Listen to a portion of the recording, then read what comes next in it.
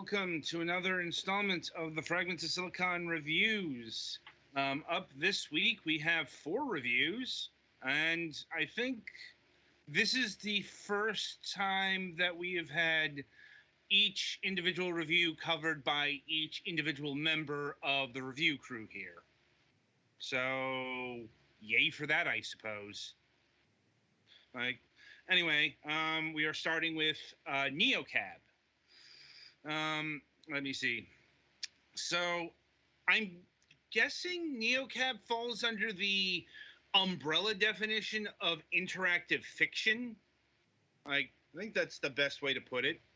Or maybe a modern day adventure game. Something out, crafted from like the Telltale series, or the stuff that Inkle does. Like Inkle comes to mind the most, actually, when I played NeoCab here. Maybe not so much in the story and the aesthetics, but certainly in the mechanics, because the gameplay in NeoCab is all about dialogue trees and choices. It's like not it's not exactly innovative stuff in this genre, subgenre, what have you at this point, but here it's about the execution, and the execution is quite powerful. Let's see. I don't think there's any other way to say this. NeoCab is the most political, that is capital P political game that we've covered on the show, well, all year.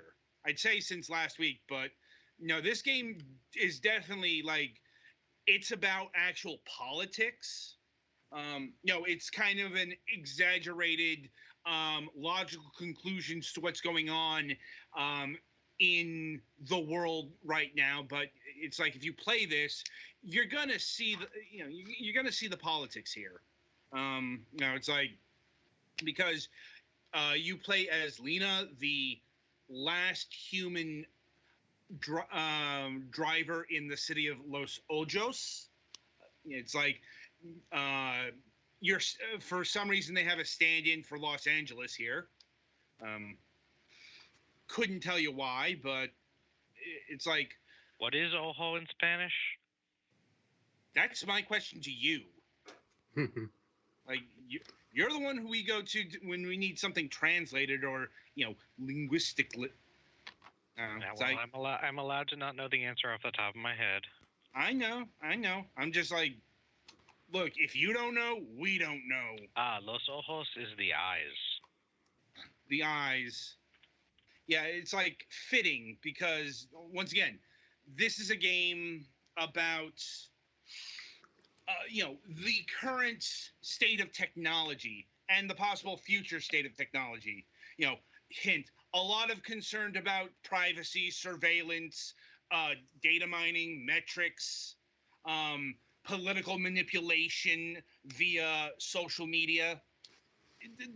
Stop me if any of this sounds familiar to you. Like, it's like, yeah, like I said, this game is about politics that are going on. But like I said, it's not just present politics, it's future politics, because like one of the central stories, or the central conflicts of NeoCab is the two sides of Uber, let's call it. Because our heroic NeoCab driver isn't what we would call a taxi cab driver in today's world. No, we would identify them as the Uber rideshare driver. Wage slave of the gig economy. And they actually do mention the gig economy here and the larger connotations therein. Like, pay your own gas. You have to deal with the fucking Yelp system. It's like, I'm sure if Mac were here, he'd be able to give much greater insight into this particular career path, because he's an Uber driver now.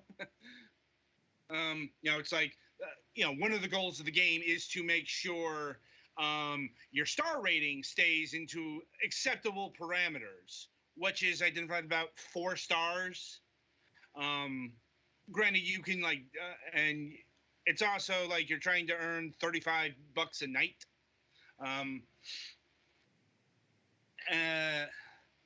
And you do this by getting to know the basically reenacting a session of taxi cab confessions, if anyone remembers that. Like, just me. Like, it sounds familiar. Well, it's basically you have to talk to the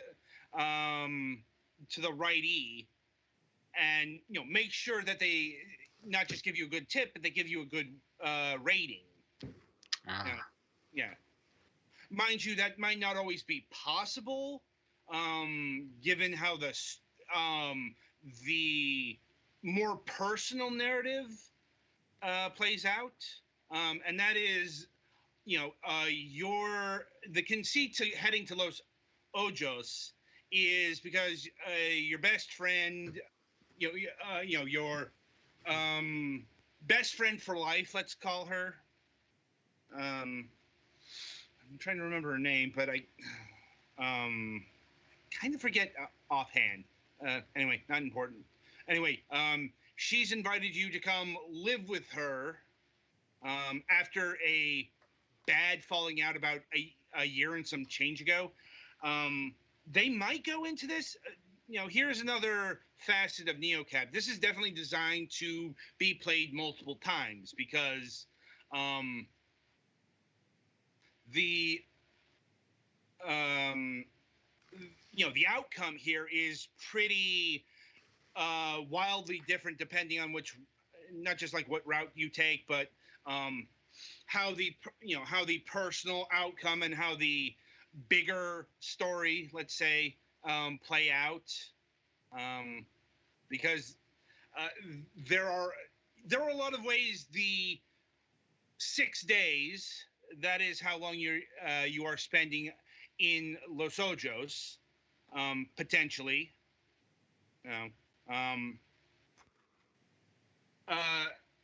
Anyway, it's kind of hard to talk about this game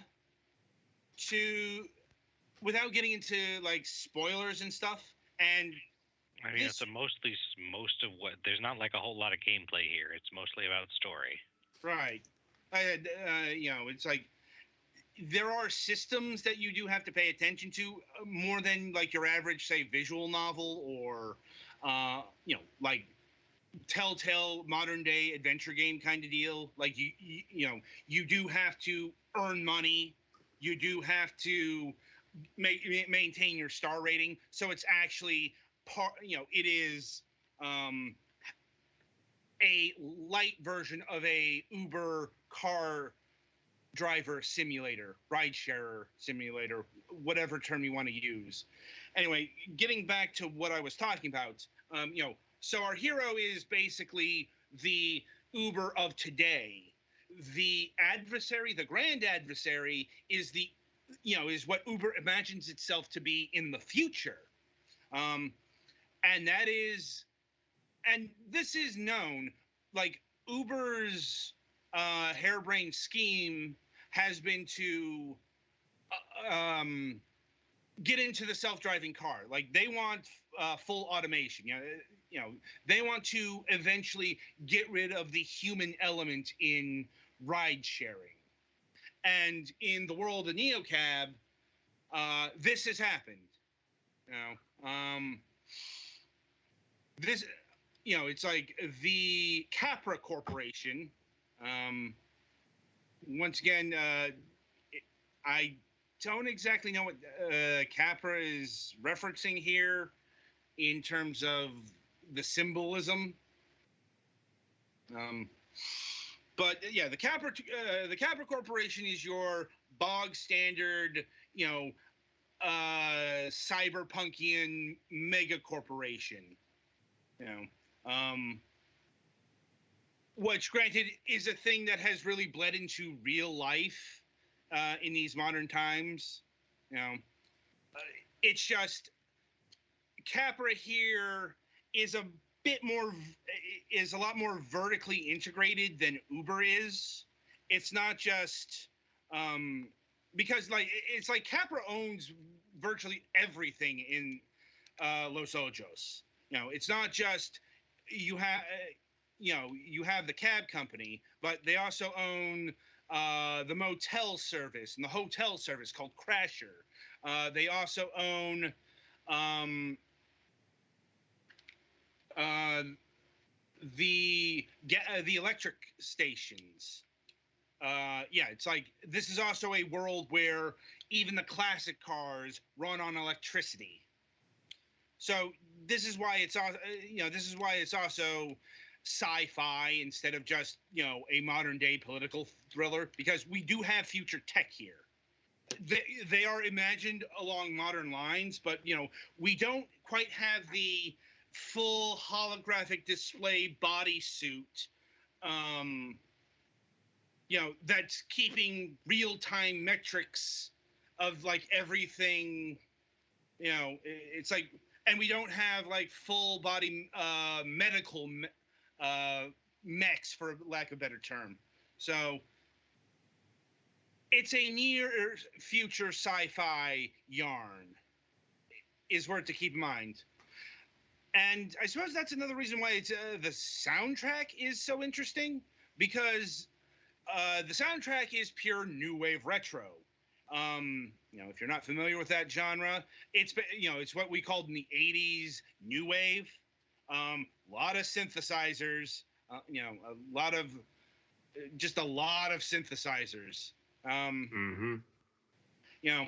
And it's interesting to see it. A new wave soundtrack being applied for modern purposes, because everything retro is new again.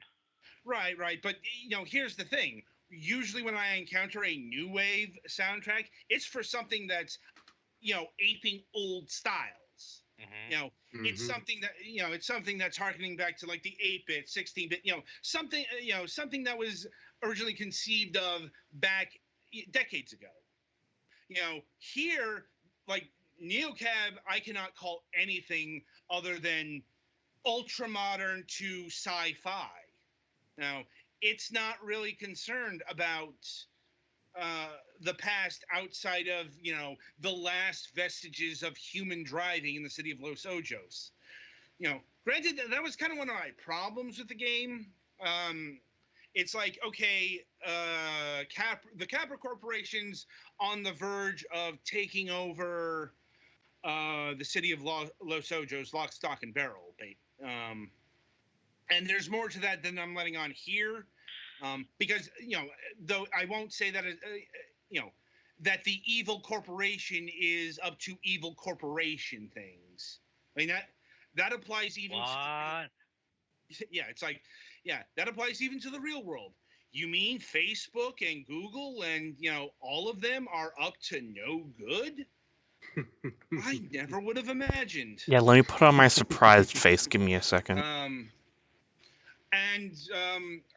Also the other major component of the gameplay, and something that does give this thing a unique shine, is the feel-bit system. Once again, the aping of modern technology and taking into kind of sci-fi, but logical extensions holds true here. The feel-bit, obviously a takeoff of the Fitbit, except in keeping track of your like calorie count and other gymnastic health related matters. The Feelbit is basically the Fitbit combined with a fucking mood ring. I'm not even joking. It's something that charts your base emotions. Mm-hmm. It's like it's got four base. It's got four basic colors. Red is equal to angry. Blue is equal to depressed. Yellow is equal to happy. And green is equal to chill. What the fuck was that? No. Okay, I'm going to say no. Green is not the color of relaxed. Green is the No. color. I guess condition green is when everything is okay. It might be what they're going for, but yeah, traditionally in movies, Perhaps. green is for jealousy. Yeah, it's like green. Like, Yeah. I mean, it's literally in our fucking language. Yep.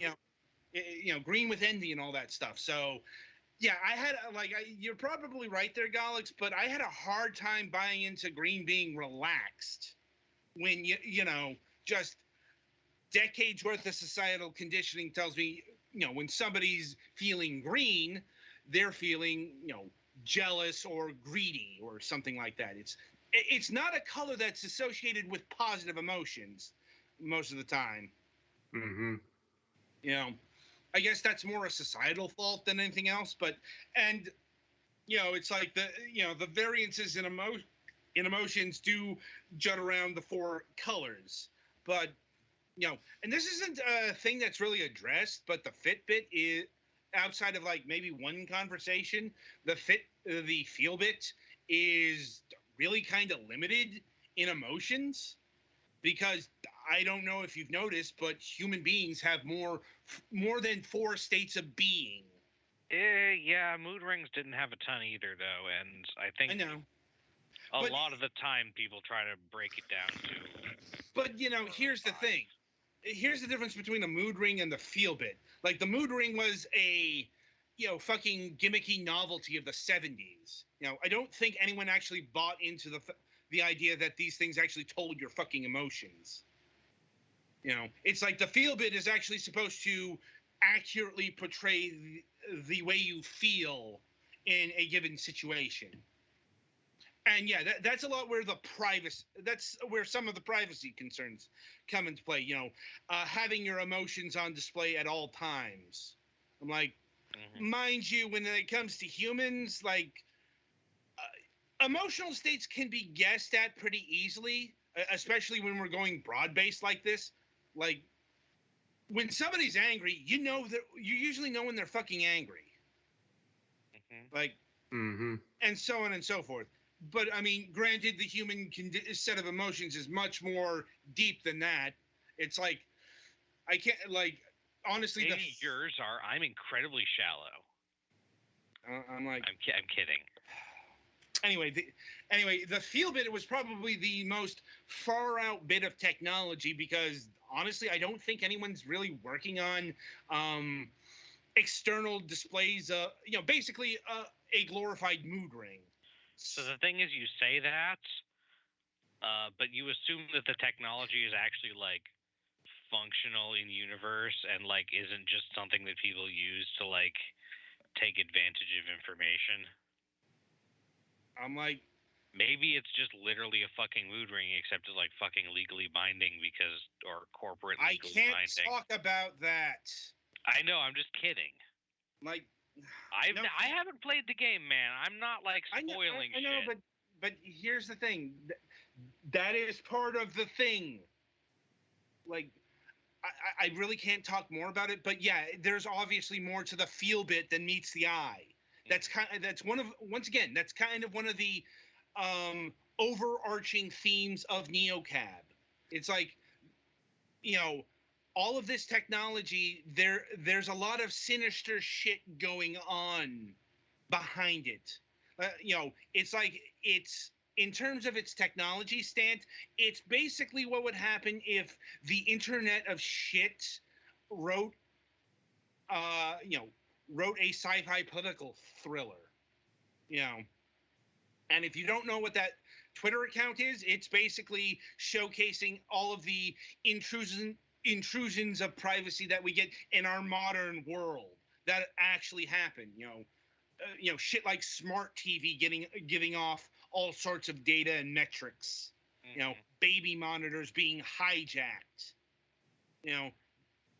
This it's like, but it's like more on the corporate side of things. It's more, what is Facebook and Uber and Tesla? It's what are all these techno libertarian corporations doing with our data and our metrics, and how are they invading our privacy, and how are they manipulating politics. That's what's going on in terms of technology and politics. Paranoid, perhaps a bit, but it's definitely a question. These are definitely questions worth asking, considering the fucking grip of information that the likes of Facebook have on the world. Like, it's like, let's be honest here. Facebook is a fucking scary corporation, even among scary techno-libertarian corporations. If only because so many people get their news from Facebook these days. And this is a game that is examining our modern times, and I think this is a game that needed to be created.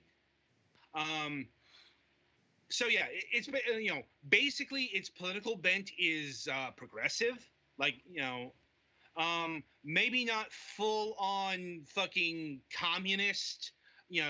Let's bring on the socialist revolution that will never happen in this country, leftist, but it's definitely progressive. It's like it's definitely advocating like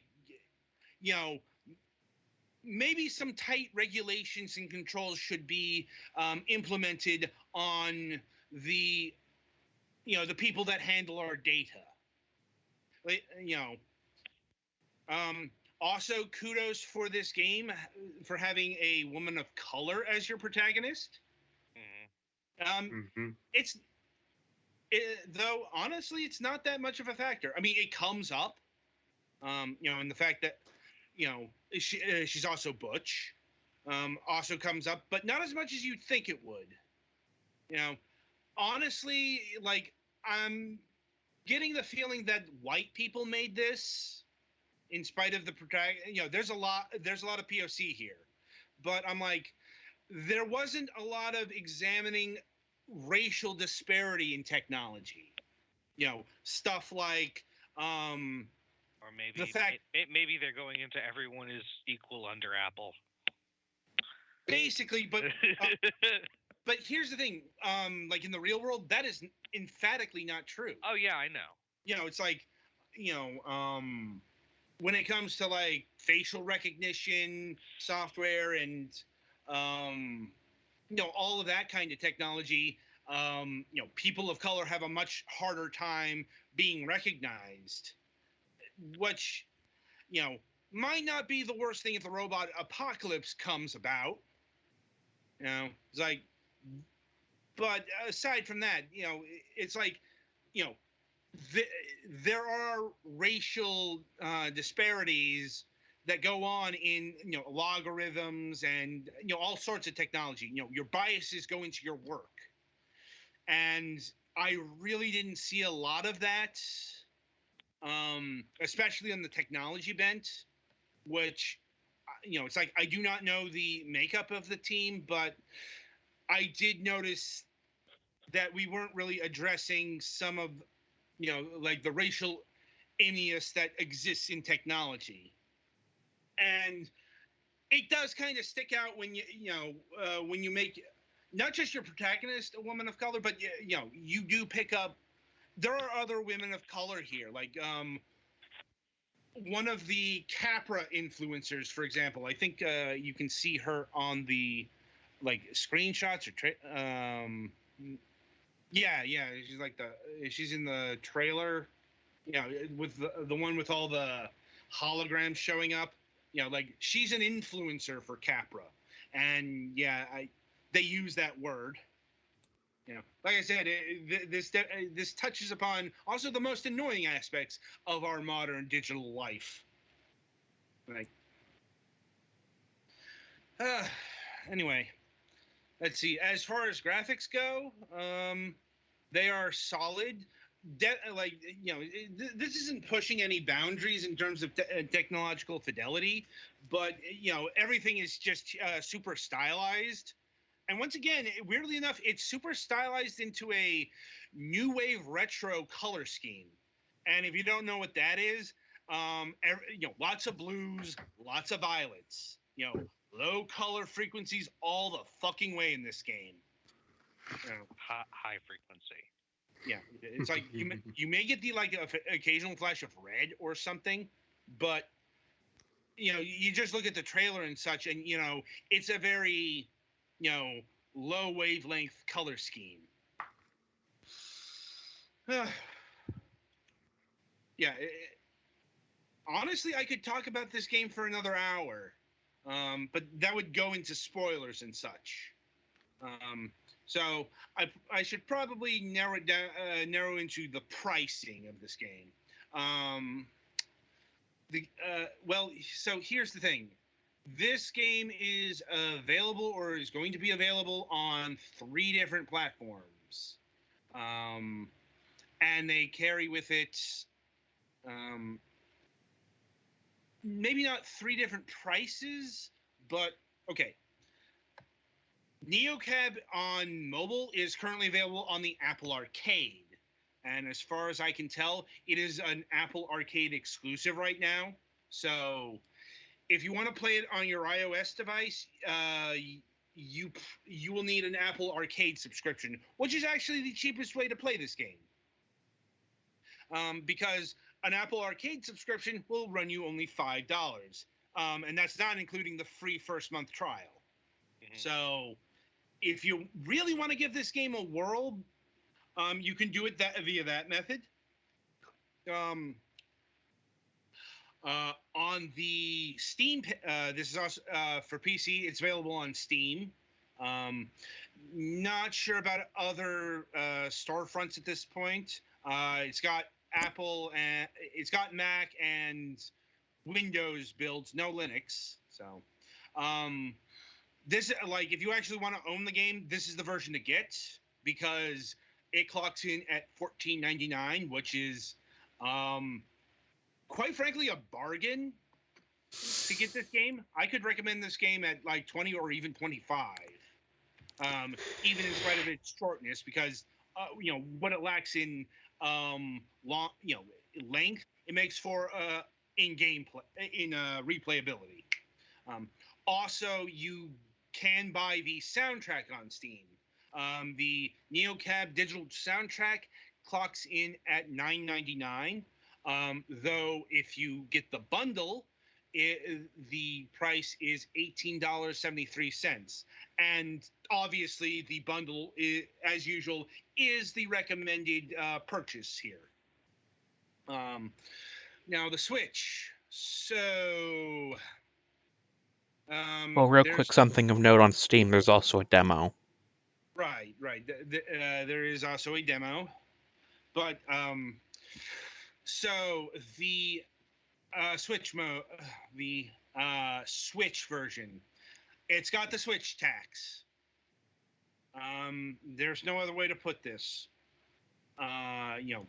If you don't know what the Switch tax is, it's basically, the game is more money, it costs more money on the Nintendo Switch for whatever reason. Usually that's like a physical edition or whatever, but as far as I know, NeoCab doesn't have that. Also, the Nintendo Switch version has a demo available for that. The price here clocks in at $19.99. I'm like, once again, the game itself is worth it at that price. Would the Nintendo Switch version be worth it? That's a hard call, because it's like between this and the Apple Arcade version, I suppose that depends on how much, if you want to go in for the Apple Arcade subscription. Because, as a game, this is very, this is going to be very touchscreen heavy. Yeah, I guess if you're playing it on Apple Arcade, you could use it on an iPad or an large iPhone or whatever. Right. It's like, honestly, I'm going to have to say that the iOS version, the Apple Arcade version is the way to go here. Because I think this game would probably be best played on an iPad. Truth be told, if we're talking mobile devices, I'm going to say that the definitive edition that that exists right now is the PC version, is the Steam version. But just in general, you can't go wrong with NeoCab. It's like, I guess unless your politics skew rightward, it's like if you are one of the fucking ultra capitalists that's enjoying seeing our society strangled bit by bit. I'm like, and if you are, well, it's like, allow me to say fuck you and stop listening to this show. And I don't care if they're alienated. I don't like these people. But anyway, as a game, 8.5, 9, like a game of the year contender. Like, at least from me. Spoiler alert on the actual GOTY awards. They're probably going to be more split up this year than any other year, just because we've done a lot of games and there are actually quite a few good ones. Also, we have not all played the same games as That's like true. it's like like I said, that's just kind of how the way things have gone. We still get the 4 review codes every now and again, but usually it's like 1, maybe 2 codes. And thus, like, for me recommending NeoCab as a Game of the Year award, well, nobody else here's played it. So that's not exactly unless someone else plays it. Right, but that may or may not happen. Anyway, that'll do it for NeoCab. Up next, let's see, Himno for the Nintendo Switch, or I guess a larger review of Himno, because, well, we'll get into that when we get into the review.